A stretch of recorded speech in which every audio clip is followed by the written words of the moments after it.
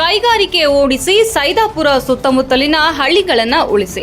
ಕಡೇಚೂರು ಬಾಡಿಯಾಲ ಕೈಗಾರಿಕಾ ಪ್ರದೇಶದಲ್ಲಿ ಸ್ಥಾಪಿಸಿರುವ ಕೈಗಾರಿಕೆಗಳಿಂದಾಗುವ ದುಷ್ಪರಿಣಾಮ ಕುರಿತು ಜನಜಾಗೃತಿ ಅಭಿಯಾನದ ಕುರಿತು ಉದ್ದೇಶಗಳು ಮತ್ತು ಮುಂದಿನ ರೂಪರೇಷೆಗಳ ಬಗ್ಗೆ ಚರ್ಚಿಸಿದರು. ಇಂದು ದಿನಾಂಕ 1-3-2025 ಶನಿವಾರ ಸಾಯಂಕಾಲ 5 ಗಂಟೆಗೆ ವಿವಿಎಚ್ಎಸ್ ವಿದ್ಯಾಸಂಸ್ಥೆಯಲ್ಲಿ ಈ ಸಭೆಯನ್ನ ಆಯೋಜಿಸಲಾಗಿತ್ತು.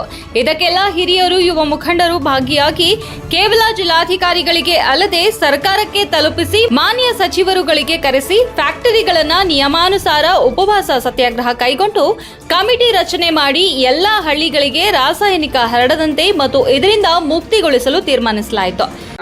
ಗಾಳಿಯಲ್ಲಿ ಗುಂಡು ಹಾರಿಸಿದ್ರು, ನಾನು ಮುಂದರೆ ಬಿದ್ದ ಮುತ್ತೆ.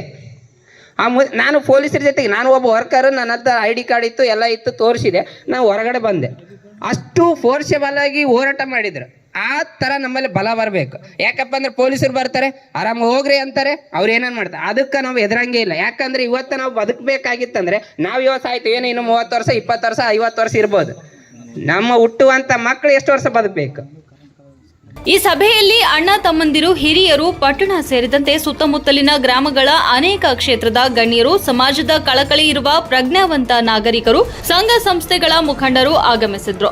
ಈ ಒಂದು ಸಾಮಾಜಿಕ ಸೇವೆಗೆ ಮುಂದಾದ ಎಲ್ಲ ನನ್ನ ಹಿರಿಯರಿಗೆ, ಯುವ ಮುಖಂಡರಿಗೆ ಧನ್ಯವಾದ ತಿಳಿಸುತ್ತೇವೆ. ಶರಣು ಶರಣಾರ್ಥಿಗಳು.